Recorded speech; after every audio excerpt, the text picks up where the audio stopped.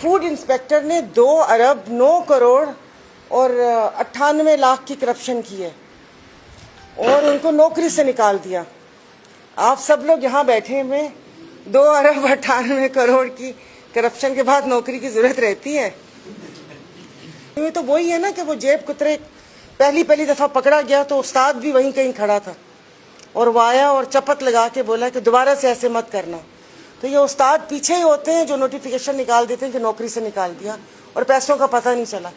तो देखिए, हम लोगों ने तो अपनी ज़िंदगी गुजार ली। वो कहते हैं असर तो हो गई है, मगरिब और इशा में भी ज़्यादा टाइम नहीं है। तो हम अपने आने वाली नस्ल को क्या देकर जाएंगे और क्या देना चाह रहे हैं?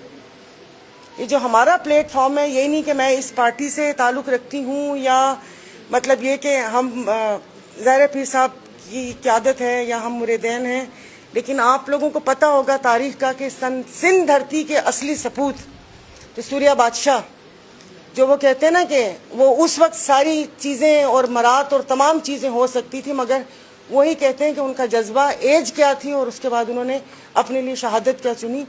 और बस ऐसे तो बात करूंगी तो बहुत ज़्यादा वो हो जाएगा। अभी यही बात है कि सिंध के वारिस कौन, सिंध धरती के वासी कौन, ये मुट्ठी भर 4 लोग कौन होते हैं फैसला करने वाले? एक तो दुनिया चल ही फाइल्स पे, ऑडियो और वीडियोस पे। यहाँ किसी के पास वीडियोस थी, पाकिस्तान में क्या हो गया? और तो और एप्स्टीन फाइल पे तो जंगें शुरू हो गई हैं कि उन पे तो ट्रंप भी मजबूर हो गया। तो अब ये नहीं हो सकता कि करप्शन की फाइल्स इनकी हो, खाया इन्होंने हो और उसके बाद वो अपने कान कटवाने के बाद अपनी और हम सब की नाक भी कटवाने पर तुल जाएं।